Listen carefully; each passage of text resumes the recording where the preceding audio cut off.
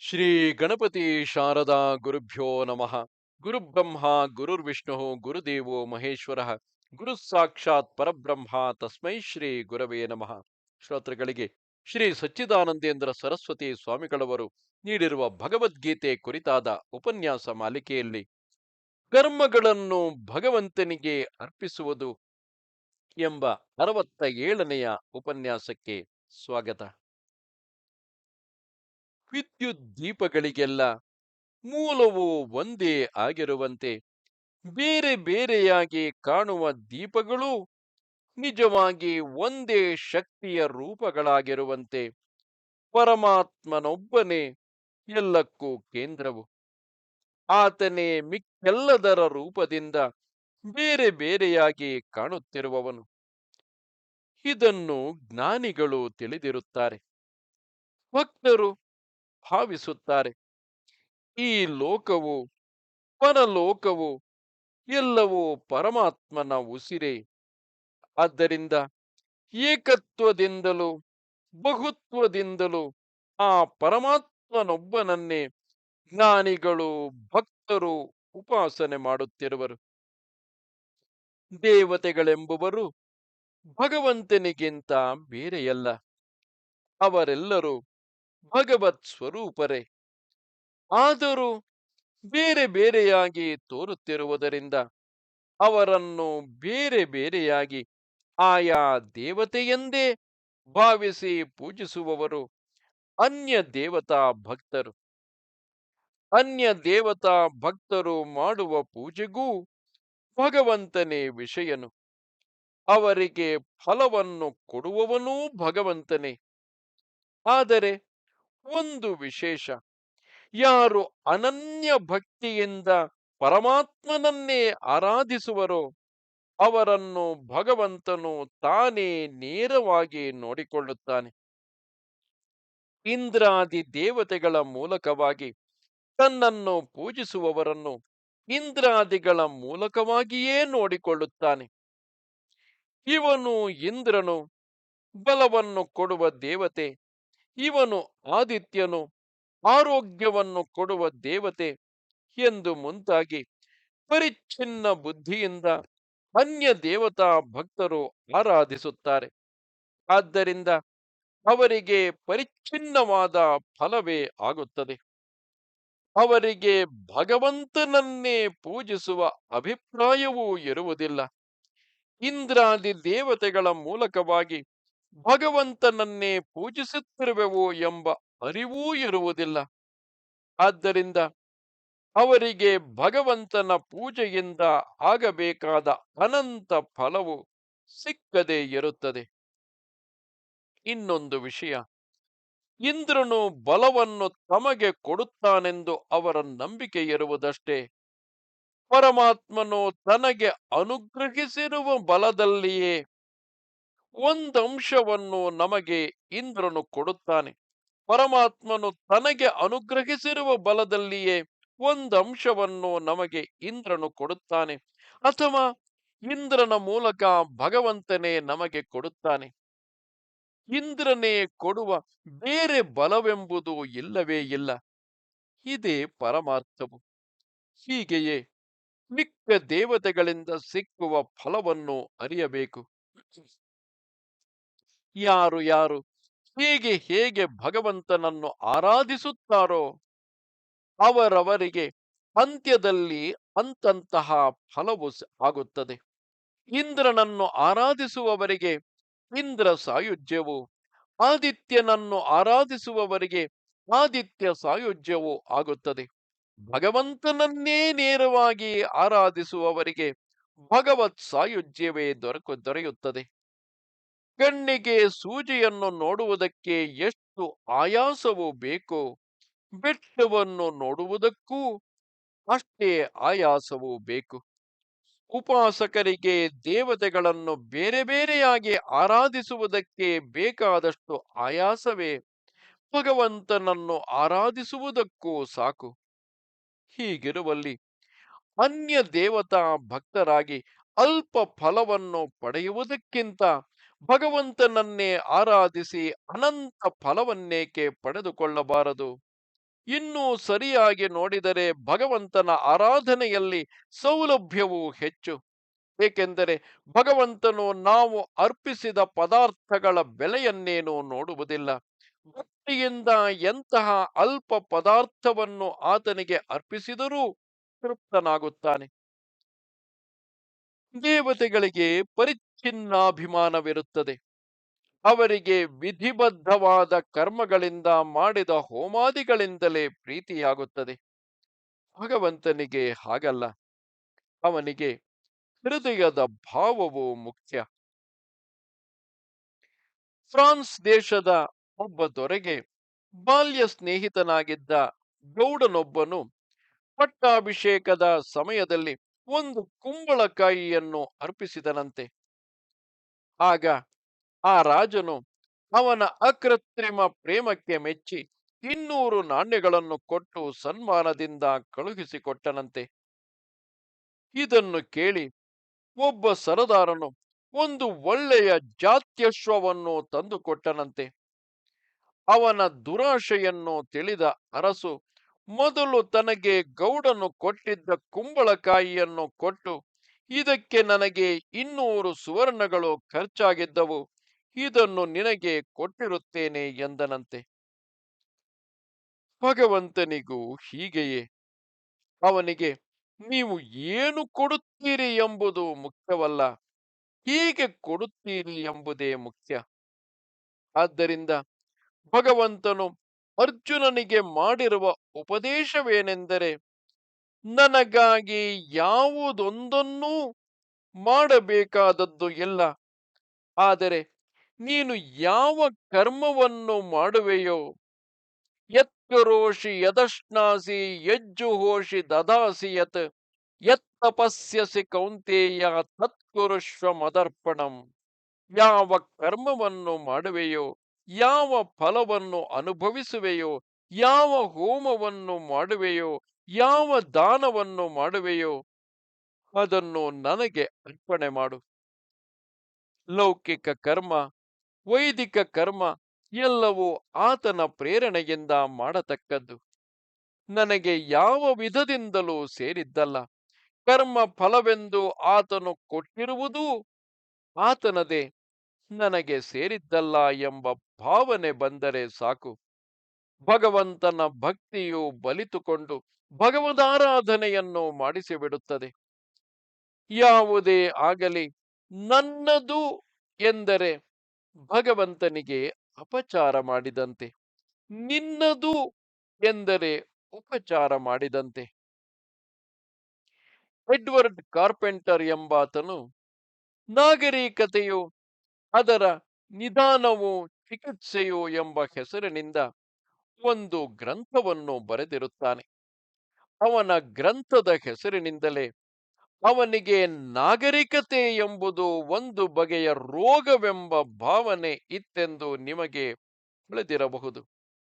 ಆ ಗ್ರಂಥಕಾರನು ಹೇಳಿರುವುದೇನೆಂದರೆ, ಮಕ್ಕಳಿಗೆ ನಾಯಿ ಕೆಮ್ಮು, ಸಿಡುಬು ಮುಂತಾದ ರೋಗಗಳು ತಪ್ಪದೆ ಬರುವಂತೆ ಜನಾಂಗಗಳಿಗೆ ಬಾಲ್ಯ ದಶೆಯಲ್ಲಿ ನಾಗರಿಕತೆ ಎಂಬ ಒಂದಾನೊಂದು ರೋಗವು ಬರುತ್ತದೆ. ನಾಯಿ ಕೆಮ್ಮು ಮುಂತಾದ ರೋಗಗಳಲ್ಲಿ ಸಾಯುವ ಮಕ್ಕಳು ಬಹಳ, ಎಲ್ಲೋ ಕೆಲವು ಬದುಕಿಕೊಳ್ಳುವುದೂ ಉಂಟು. ಇದರಂತೆ ನಾಗರಿಕತೆಯ ರೋಗವು ಜನಾಂಗಗಳಿಗೆಲ್ಲ ತಪ್ಪದೆ ಒಂದಾನೊಂದು ಕಾಲದಲ್ಲಿ ಬಂದೇ ಬರುತ್ತದೆ. ಆ ರೋಗವನ್ನು ದಾಟಿ ಬದುಕಿದ ಜನಾಂಗಗಳು ಬಹುಕಾಲ ಬದುಕುತ್ತವೆ. ನಾಗರಿಕತೆಯ ರೋಗದ ಗುರುತೇನೆಂದರೆ, ನನ್ನದು ನನ್ನದು ಈ ಆಸ್ತಿ ಅಸ್ತಿ ಎಂಬ ಭಾವನೆ. ಕೆಲವು ಕಾಡು ಜನರಿಗೆ ಈ ರೋಗವು ಇನ್ನೂ ಬಂದಿಲ್ಲ.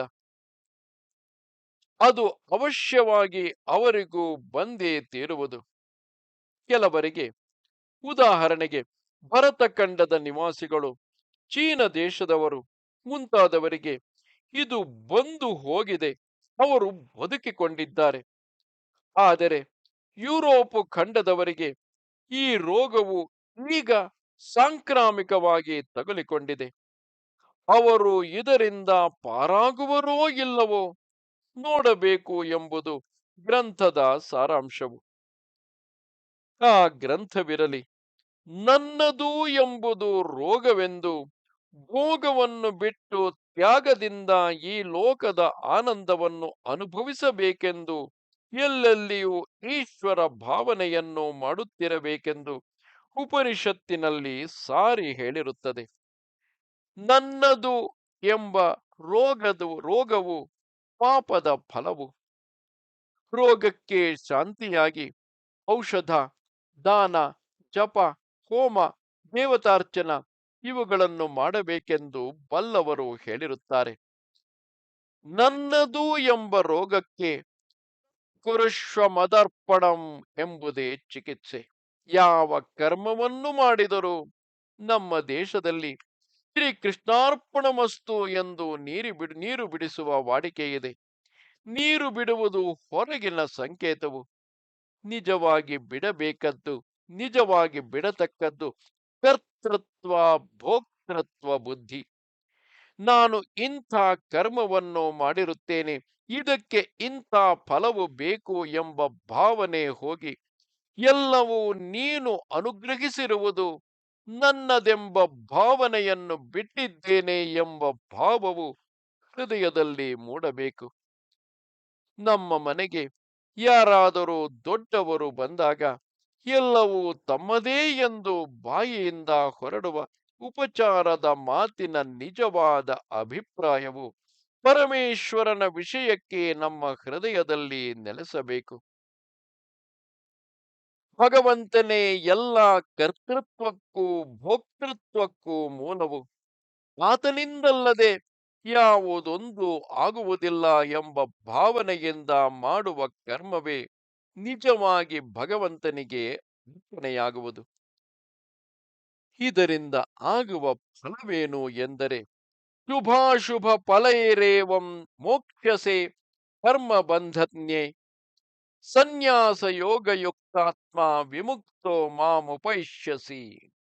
ಒಳ್ಳೆಯ ಫಲವನ್ನಾಗಲಿ ಕೆಟ್ಟ ಫಲವನ್ನಾಗಲಿ ಕೊಟ್ಟು ನಮ್ಮಗಳನ್ನು ಆ ಫಲದ ಅನುಭವಕ್ಕಾಗಿ ಈ ಜನ್ಮದಲ್ಲಿಯೂ ಮುಂದಿನ ಜನ್ಮದಲ್ಲಿಯೂ ಬಿಡದೆ ಶರೀರಾದಿಗಳಿಗೆ ಕಟ್ಟಿಹಾಕುತ್ತಿರುವ ಕರ್ಮಗಳಿಂದ ಆಗ ಬಿಡುಗಡೆಯಾಗುವುದು. ಕರ್ಮಗಳ ಬಂಧದಿಂದ ಬಿಡುಗಡೆಯಾಗುವುದೆಂದರೆ ಕರ್ಮಗಳನ್ನೇ ಬಿಡುವುದಲ್ಲ. ಬೆಳಗಿನಿಂದ ಸಾಯಂಕಾಲದವರೆಗೂ ಸರ್ಕಾರಿ ಖಜಾನೆಯಲ್ಲಿ ಜಮಾ ಖರ್ಚು ನಡೆಯಿಸುತ್ತಿದ್ದರು ಮನೆಗೆ ಬರುವಾಗ ಬರಿಯ ಜೇಬಿನಲ್ಲಿಯೇ ಇರುವ ಸರಾಫನ ಹಾಗೆ ಯಾವ ಕರ್ಮವನ್ನು ಮಾಡಿದರೂ ಅದರ ಫಲವನ್ನು ಮಾತ್ರ ಗಂಟು ಹಾಕಿಕೊಳ್ಳದೆ ಇರುವ ಉಪಾಯ ಪರಮೇಶ್ವರನಿಗೆ ಅರ್ಪಣೆ ಮಾಡುವುದರ ಮೂಲಕ ಕರ್ಮ ಫಲವನ್ನು ಸನ್ಯಾಸ ಮಾಡಿ ಆ ಭಗವಂತನ ಆರಾಧನಾ ರೂಪವಾಗಿ ಮಾಡುವ ಕರ್ಮ ಯೋಗಕ್ಕೆ ಸನ್ಯಾಸ ಯೋಗವೆಂದು ಹೆಸರು. ಈ ಯೋಗವು ಯಾರ ಅಂತಃಕರಣದಲ್ಲಿ ನೆಲೆಸಿರುವುದೋ ಅವರಿಗೆ ಬದುಕಿರುವಾಗಲೇ ಕರ್ಮ ಬಂಧಗಳಿಂದ ಬಿಡುಗಡೆಯಾಗಿರುತ್ತದೆ. ಸತ್ತ ಬಳಿಕ ಅವರು ಆ ಭಗವಂತನನ್ನೇ ಸೇರಿಕೊಳ್ಳುತ್ತಾರೆ. ಇದಕ್ಕೊಂದು ಲೌಕಿಕ ದೃಷ್ಟಾಂತವನ್ನು ಕೊಡಬಹುದು. ಮಹಾತ್ಮ ಗಾಂಧೀಜಿಯವರು ಭಾರತ ಯೂನಿಯನ್ಗೆ ಸೇರಿದ ಪ್ರಜೆ ಹೌದೇ ಅಲ್ಲವೇ ಎಂದರೆ ಒಂದು ದೃಷ್ಟಿಯಿಂದ ಅವರು ಪ್ರಜೆಗಳಲ್ಲ. ಅವರಿಗೆ ಯಾವ ಆಸ್ತಿಯೂ ಸ್ವಂತವಾದದ್ದು ಇಲ್ಲ. ಅವರು ಯಾವ ಕಂದಾಯವನ್ನು ಕೊಡುತ್ತಿಲ್ಲ. ಸರ್ಕಾರದಿಂದ ಯಾವ ಸಹಾಯವನ್ನು ಕೋರುತ್ತಿಲ್ಲ. ಇದಕ್ಕೆ ಬದಲು ಅವರನ್ನೇ ಸರ್ಕಾರದವರು ಸಲಹೆ ಕೇಳುವರು. ಅವರು ಎಲ್ಲರ ಪರವಾಗಿಯೂ ಮಾತನಾಡುವರು.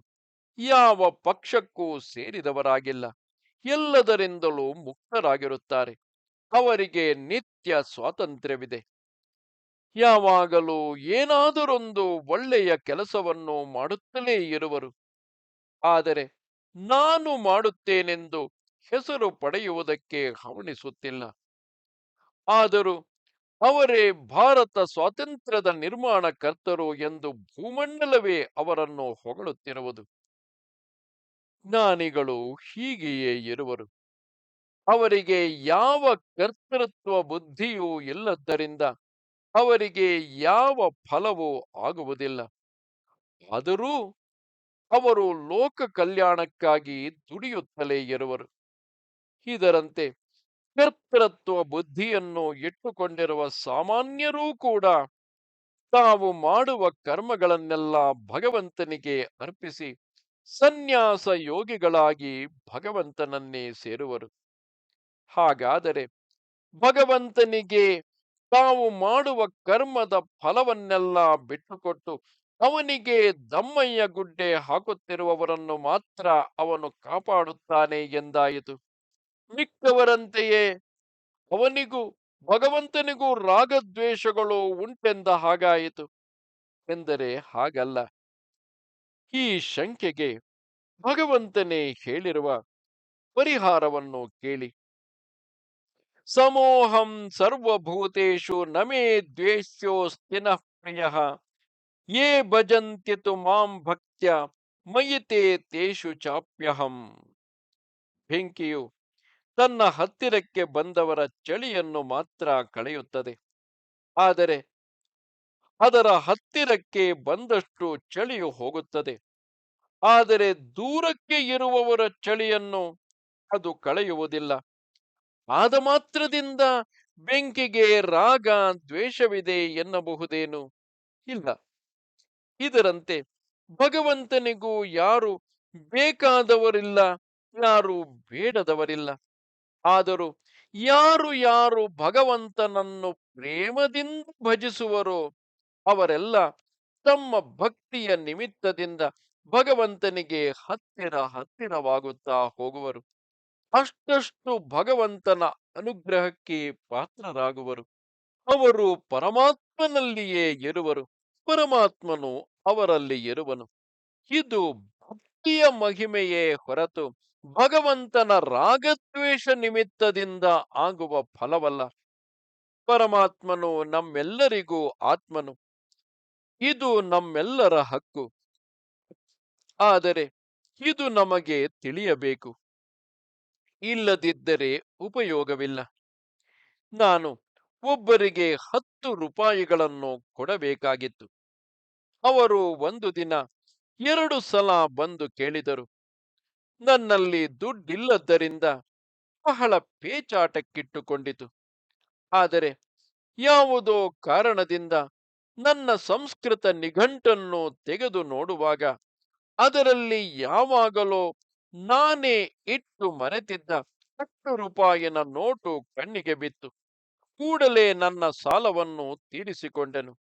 ಮನಸ್ಸಿಗೆ ತೃಪ್ತಿಯಾಯಿತು.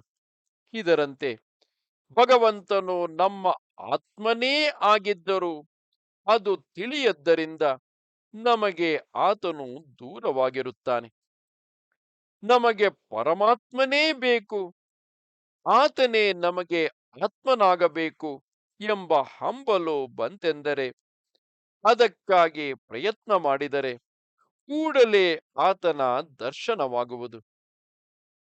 ಆದರೆ ಪರಮಾತ್ಮನ ಅನುಗ್ರಹವಾದರೆ ಆಗಲಿ ಎಂದು ಸುಮ್ಮನೆ ಕುಳಿತವರಿಗೆ ಅಥವಾ ಬೇರೊಂದು ಪ್ರಯೋಜನಕ್ಕಾಗಿ ಕೆಲಸ ಮಾಡುತ್ತಿರುವವರಿಗೆ ಪರಮಾತ್ಮನು ಆಗಲೂ ಅವರ ಆತ್ಮನೇ ಆಗಿದ್ದರೂ ಬಹುದೂರದಲ್ಲಿ ಇರುತ್ತಾನೆ. ಭಗವಂತನು ಪುಣ್ಯವಂತರನ್ನು ತನ್ನ ಹತ್ತಿರಕ್ಕೆ ಕರೆಯುತ್ತಾನೆ, ಪಾಪಿಗಳನ್ನು ದೂಡುತ್ತಾನೆ ಎಂದು ತಿಳಿಯಬಾರದು. ಪಾಪಿಗಳ ದುಃಖವೆಂಬುದು ಭಗವಂತನಿಂದ ಹಿಂದಿರುಗಿದ್ದರ ಭಗವಂತನಿಂದ ದೂರ ಇರುವುದರ ಫಲವು. ಆದರೆ ಪಾಪಿಗಳಿಗೆ ತಮ್ಮ ತಪ್ಪನ್ನು ಸರಿಪಡಿಸಿಕೊಳ್ಳುವುದಕ್ಕೆ ಯಾವ ಸಂದರ್ಭವನ್ನು ಭಗವಂತನು ಕೊಟ್ಟೇ ಇಲ್ಲವೆಂದಾಗಲಿ ಅವರಿಗೆ ನಿತ್ಯ ನರಕವನ್ನೇ ಏರ್ಪಡಿಸಿರುತ್ತಾನೆಂದಾಗಲಿ ಭಾವಿಸಬಾರದು. ಎಂಥವರಿಗಾದರೂ ಪರಮೇಶ್ವರನ ಕಡೆಗೆ ತಿರುಗುವುದಕ್ಕೆ ಯಾವಾಗಲೂ ಅವಕಾಶವಿರುತ್ತದೆ. ಭಗವಂತನ ಈ ವಾಗ್ದಾನವನ್ನು ಕೇಳಿರಿ. ಅಪಿ ಚೇತ್ ಸುದುರಾಚಾರೋ ಭಜತೆ ಮಾಮನನ್ಯ ಭಾಗ್ ಸಾಧುರೇವ ಸಮಂತವ್ಯ ಸಮ್ಯಕ್ ವ್ಯವಸಿತೋ ಹಿ ಸಹ. ಕ್ಷಿಪ್ರಂ ಭವತಿ ಧರ್ಮಾತ್ಮ ಶಶ್ವಚ್ಛಾಂತಿಂ ನಿಗಚ್ಚತಿ ಕೌಂತೇಯ ಪ್ರತಿಜಾನೀಹಿ ನ ಮೇ ಭಕ್ತ ಪ್ರಣಶ್ಯತಿ. ಪಾಪಿಗಳಾಗಿರುವವರು ನಾವು ಪಾಪಕರ್ಮಗಳನ್ನು ಮಾಡಿಬಿಟ್ಟಿರುತ್ತೇವೆ, ಭಗವಂತನಿಗೆ ಹೇಗೂ ನಮ್ಮ ಮೇಲೆ ಕರುಣವಿಲ್ಲ ಎಂದು ಭಾವಿಸುವುದು ತಪ್ಪು. ಅಥವಾ ನಾವು ಪುಣ್ಯವನ್ನು ಮಾಡಿರುತ್ತೇವೆಂದು ತಿಳಿದುಕೊಂಡಿರುವವರು ಇವರೆಲ್ಲ ಪಾಪಿಗಳು, ಇವರನ್ನು ಹತ್ತಿರ ಸೇರಿಸಬಾರದು, ಇವರು ಭಗವಂತನ ಕೃಪೆಗೆ ದೂರವಾಗಿರುವವರು ಎಂದು ಯಾರನ್ನು ಹಳಿಯಬಾರದು.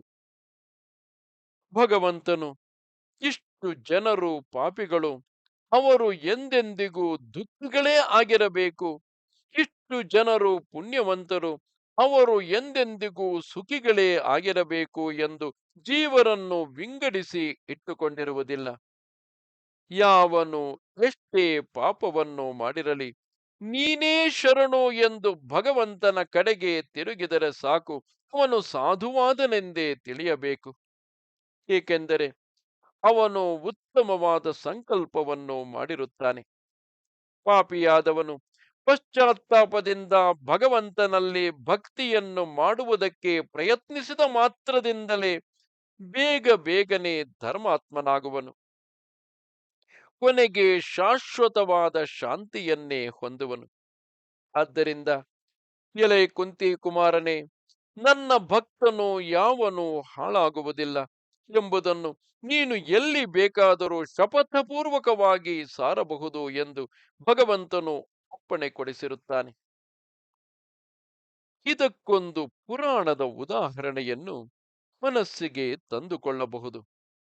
ಮಹಾಪಾತಕಿಯೊಬ್ಬನು ನರಕದಲ್ಲಿ ವ್ಯಥೆಪಡುತ್ತಿರುವಲ್ಲಿ ಅಲ್ಲಿಗೆ ಶತಾನಂದನೆಂಬ ಪರಮೇಶ್ವರನ ಭಕ್ತನು ಬಂದು ಅವನ ಮೇಲೆ ಕನಿಕರ ಉಂಟಾದ್ದರಿಂದ ಪಂಚಾಕ್ಷರಿ ಮಂತ್ರವನ್ನು ಉಚ್ಚರಿಸಿದನಂತೆ.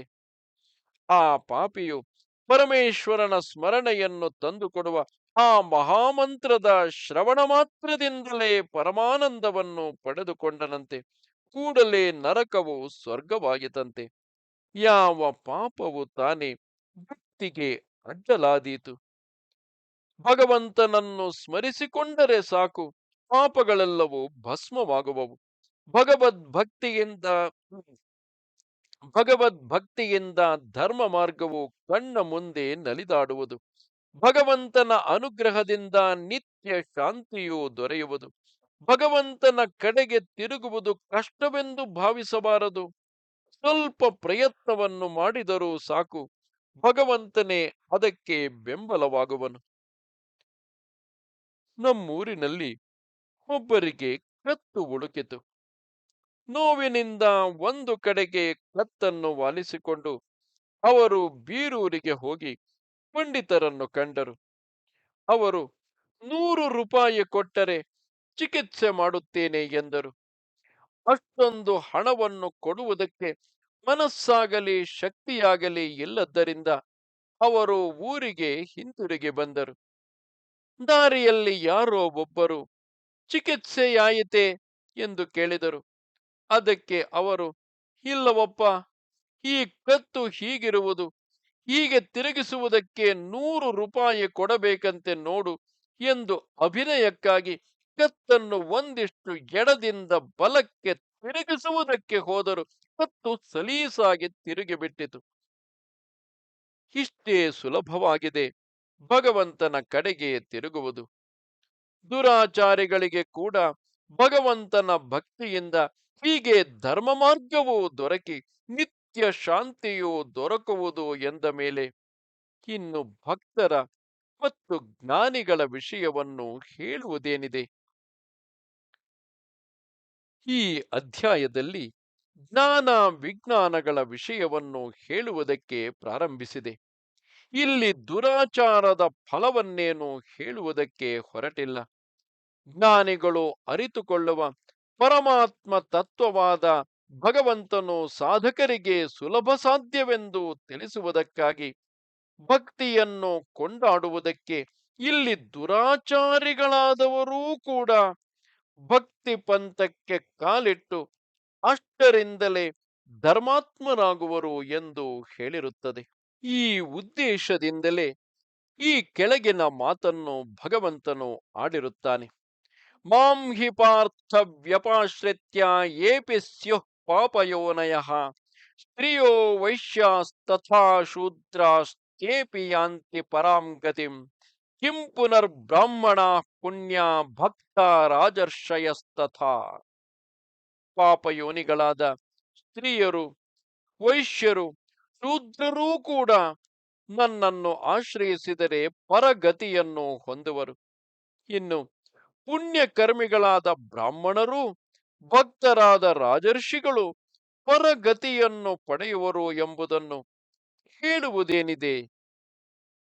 ಇಲ್ಲಿ ಸ್ತ್ರೀಯರನ್ನು, ವೈಶ್ಯರನ್ನು, ಶೂದ್ರರನ್ನು ಪಾಪಯೋನಿಗಳು ಎಂದು ಕರೆದಿದೆ. ಇದರ ತತ್ವವೇನು ಎಂಬುದನ್ನು ನಾವು ಸರಿಯಾಗಿ ವಿಚಾರ ಮಾಡಿಕೊಂಡು ತಿಳಿದುಕೊಳ್ಳಬೇಕು. ಸ್ತ್ರೀಯರೆಲ್ಲರೂ, ವೈಶ್ಯರೆಲ್ಲರೂ, ಶೂದ್ರರೆಲ್ಲರೂ ಪಾಪಿಗಳು ಎಂದೇನೂ ಇಲ್ಲಿ ಅಭಿಪ್ರಾಯವಲ್ಲ. ಪೊಲೀಸಿನವರ ಕೆಲಸ ಬಹಳ ಕೆಟ್ಟದ್ದು ಎಂದು ಜನರು ಆಡಿಕೊಳ್ಳುವುದುಂಟು. ಅದರ ಅರ್ಥ ಪೊಲೀಸಿನವರೆಲ್ಲ ಕೆಟ್ಟವರು ಎಂದೇನೂ ಅಭಿಪ್ರಾಯವೂ ಇರುವುದಿಲ್ಲವಲ್ಲವೇ? ಇಲ್ಲಿ ರಹಸ್ಯವೆಂದರೆ ಇವರಿಗೆ ಪಾಪವನ್ನು ಮಾಡಲು, ಅಂದರೆ ವಿಶೇಷವಾಗಿ ಸ್ತ್ರೀಯರಿಗೆ, ವೈಶ್ಯರಿಗೆ, ಶೂದ್ರರಿಗೆ ಪಾಪವನ್ನು ಮಾಡಲು ಹೆಚ್ಚಿನ ಅವಕಾಶವಿದೆ. ಸ್ತ್ರೀಯರು ಸಾಮಾನ್ಯವಾಗಿ ಮತ್ತೊಬ್ಬರಿಂದ ತತ್ವವನ್ನು ತಿಳಿದುಕೊಂಡು ಅನುಷ್ಠಾನ ಮಾಡಬೇಕು. ವೈಶ್ಯ, ಶೂದ್ರರು ಅಷ್ಟೇ.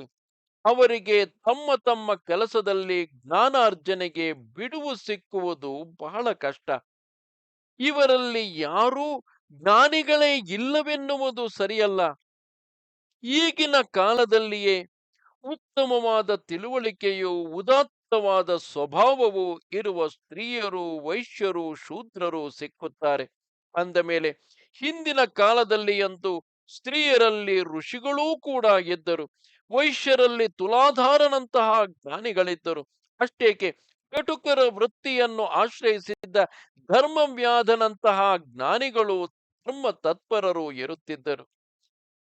ಹೀಗೆ ಯಾವ ಕಾಲದಲ್ಲಿಯೇ ಆಗಲಿ ಎಲ್ಲ ಜಾತಿಯವರಲ್ಲಿಯೂ ತಿಳುವಳಿಕೆಯಲ್ಲಿಯೂ ನೀತಿಯಲ್ಲಿಯೂ ಅತ್ಯುತ್ತಮ ಶ್ರೇಣಿಗೆ ಸೇರಿದ ವ್ಯಕ್ತಿಗಳು, ತೀರಾ ಕೆಳ ಅಂತಸ್ತಿನ, ತೀರಾ ಕೀಳು ಅಂತಸ್ತಿನಲ್ಲಿರುವ ವ್ಯಕ್ತಿಗಳು ಇದ್ದೇ ಇರುತ್ತಾರೆ. ಬೃಹದಾರಣ್ಯಕ ಉಪನಿಷತ್ತಿನಲ್ಲಿ ಬೃಹದಾರಣ್ಯಕೋಪನಿಷತ್ತಿನಲ್ಲಿ ಭಗವಂತನು ಧರ್ಮವನ್ನು ಸೃಷ್ಟಿಸಿದನೆಂದು, ಬ್ರಾಹ್ಮಣನನ್ನು ಸೃಷ್ಟಿಸಿದರೂ ಧರ್ಮವನ್ನು ಕಾಪಾಡುವುದಕ್ಕೆ ಸಾಲದೆ ಇದ್ದದ್ದರಿಂದ ಕ್ಷತ್ರಿಯನನ್ನು ಸೃಷ್ಟಿಸಿದನೆಂದು, ಅದೂ ಸಾಲದೆ ವೈಶ್ಯನನ್ನು, ಶೂದ್ರನನ್ನು ಸೃಷ್ಟಿಸಿದನೆಂದು ಹೇಳಿದೆ.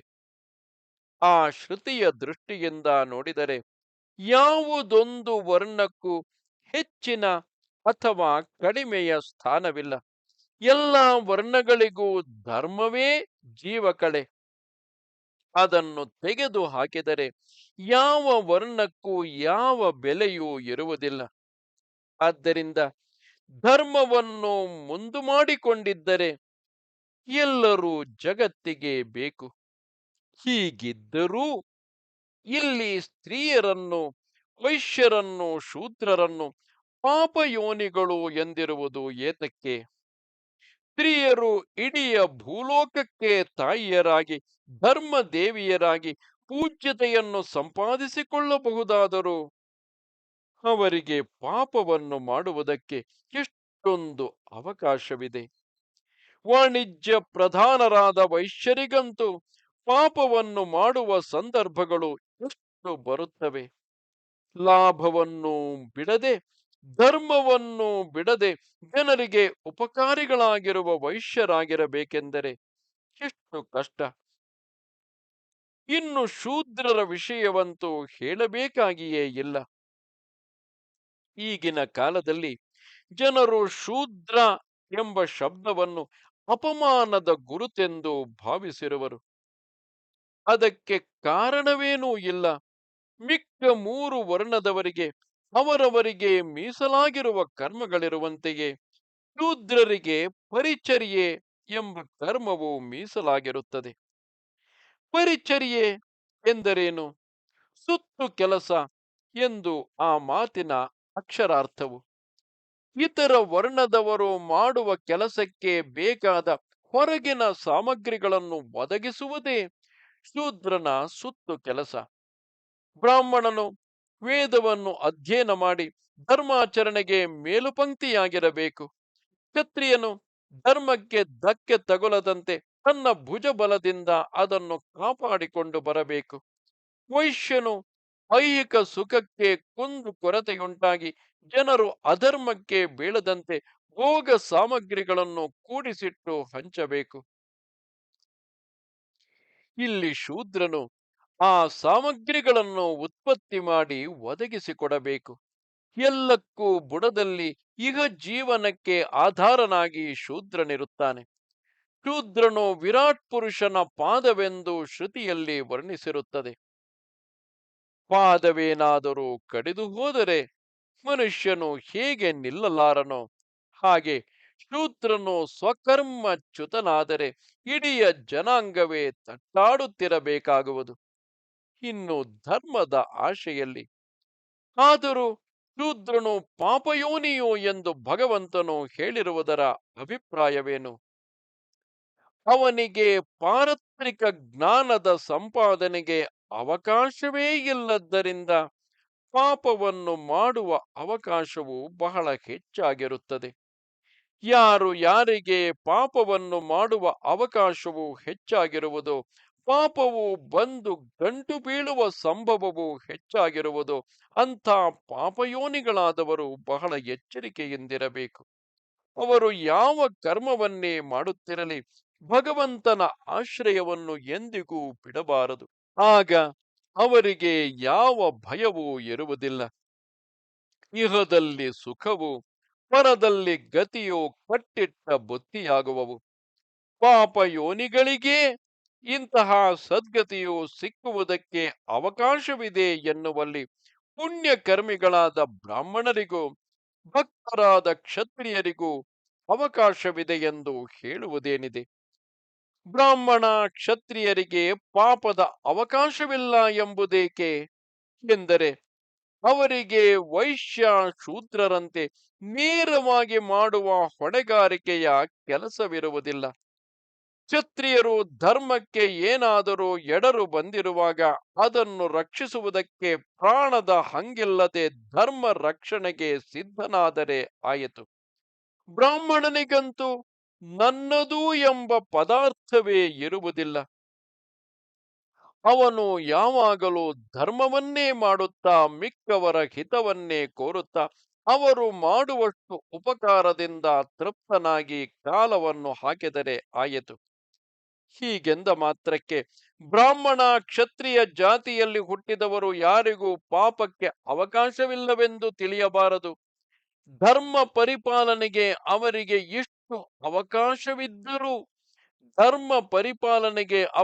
ಇಷ್ಟು ಅವಕಾಶವಿದ್ದರೂ ಕಾಮ ಪ್ರೇರಿತನಾಗಿ ಅವರೂ ಅಧರ್ಮಕ್ಕೆ ಬೀಳಬಹುದು. ಆಗ ಅವರಿಬ್ಬರಿಗೂ, ಅಂದರೆ ಬ್ರಾಹ್ಮಣ ಕ್ಷತ್ರಿಯರಿಬ್ಬರಿಗೂ ಮಿಕ್ಕ ಎರಡು ಜಾತಿಗಳವರಿಗಿಂತಲೂ, ಅಂದರೆ ವೈಶ್ಯ ಶೂದ್ರರಿಗಿಂತಲೂ ಹೆಚ್ಚಿನ ಅಧೋಗತಿಯಾಗುವುದರಲ್ಲಿ ಸಂಶಯವಿಲ್ಲ. ಈಗಿನ ಕಾಲದಲ್ಲಂತೂ ಬ್ರಾಹ್ಮಣ ಕ್ಷತ್ರಿಯ ವೈಶ್ಯ ಶೂದ್ರ ಎಲ್ಲಾ ವರ್ಣದವರೂ ಪಾಪಯೋನಿಗಳೇ ಆಗಿರುತ್ತಾರೆ. ಇವರಲ್ಲಿ ಯಾರೊಬ್ಬರೂ ತಮ್ಮ ವರ್ಣದ ಅಥವಾ ಆಶ್ರಮದ ಧರ್ಮವನ್ನು ಕಾಪಾಡಿಕೊಂಡು ಬರುವುದಕ್ಕೆ ಅವಕಾಶವಿಲ್ಲವಾಗಿದೆ. ಪಾಪವನ್ನು ಮಾಡಿಯೇ ಜೀವಿಸಬೇಕಾದ ಸಂದರ್ಭಗಳು ಹೇರಳವಾಗಿವೆ.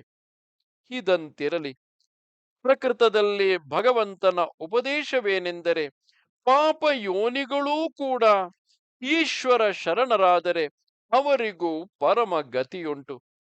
ಇನ್ನು ಪುಣ್ಯಕರ್ಮವನ್ನೇ ಮಾಡುತ್ತಾ ಭಕ್ತರು ಆಗಿರುವ ಮಹನೀಯರಿಗೆ ಪರಗತಿಯಾಗುವುದೆಂದು ನಂಬುವುದಕ್ಕೆ ಅಡ್ಡಿ ಏನಿದೆ?